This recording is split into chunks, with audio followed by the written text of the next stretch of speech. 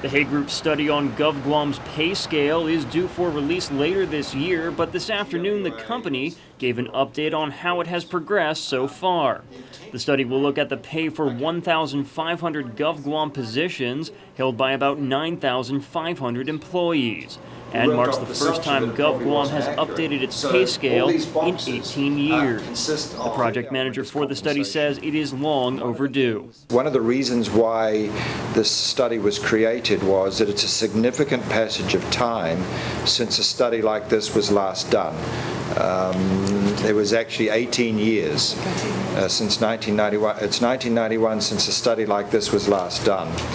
Now, as compensation professionals, we would say that's more than 2 times the length of time that you should take between studies. Under the law, the study has to base its findings on comparisons with national average wage rates, but he adds the study will recommend that approach should change to include data on the local economy and local wages. It's not yet been adopted, but what we're recommending that the law be changed is to redefine what that definition of the market is, because what you'll notice that is missing in that definition is on-island employers.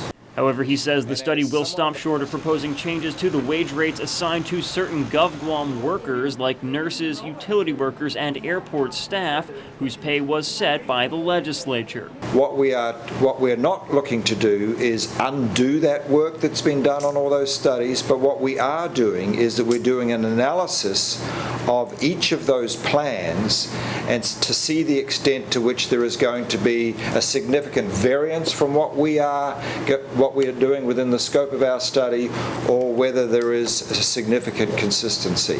And he says the effort will require funding from lawmakers, especially when it comes to paying for implementing the recommended changes, but just what that will cost is uncertain. Clearly, there will be some accountability for some funding. We recognize where that sits, and that's the legislature.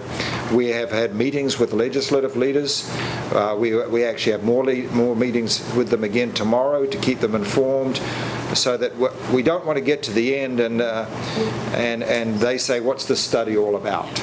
Meanwhile, he says the Hay Group expects to issue its preliminary recommendations by the end of the year, and among those, he adds, will be a plan to prevent another 18 years from passing before the next wage study is conducted. Stefan Sebastian, PNC News.